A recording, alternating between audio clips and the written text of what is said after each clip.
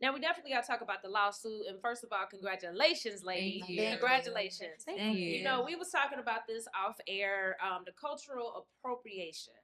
You know, when we think about the OMG girls, I mean, we think about color, just, you know, beautiful black girls, you know what I mean? So can we talk about just first even learning about the lawsuit? Like, you know, what made y'all look at the OMG dolls and be like, man, what the hell?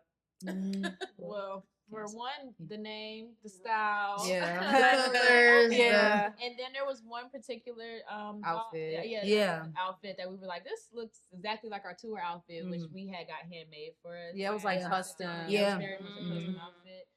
So that's how we just, you know, caught wind. And was like, okay, hold on, we might need to tap into this a little bit. Someone sent it to her mom out of like a Target catalog, and from there she sent it to my mom and her mom, and so the moms kind of like were like, wait a minute, what's going on? And then, you know, we kind of like started hearing about it from other people because people did not know that we had no association with it, and so that's kind of like how it came to the forefront. And of course, like, Auntie just was all over it. She was not having that. She was like, we are not taking this laying down.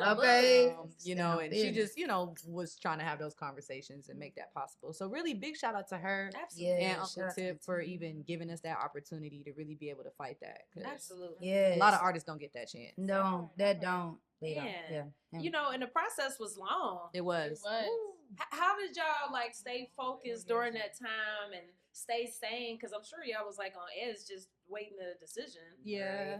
I mean, I think it brought us back together in a sense. And I think that's really how we stayed sane. I think that's when we already like were talking about, you know, like coming back together and stuff. But I think that's when we for ourselves kind of was like, okay, you know what? Let's do this one more again. Let's do this one more time. And just us being together, creating, having to go through that, it really bonded us in a totally different way. Amen. Then I think that was not one of the first times, but that was like a big time in our career, and just us being a group where we really had to just, everybody came together and like, hey, we have to really get this situated. So I think it brought us together, honestly. And you know, staying sane, really, we kept each other sane, just talking to each other about it. And, you know, the girls, they just were so amazing. Like, you know, I really just put all my trust in them. And they just did so good. They did so good. I love it. I love it. Thank you. Also, bouncing off Bahja, like, we're pretty much used to being around each other all the time. Right. So, like, that was our, like, first time in a while, just being together every day. Hotel. Like so how it felt like old times. So it was kind of easy for us to say sane. Cause together we joke all day. So like, we just turn into little kids. We like, there's something serious going on, but we're joking and playing a lot. Okay, gotta make a balance. Because we just love to be with each other. Absolutely. I love that. And, you know, last question on that, you know, what did it teach y'all about business?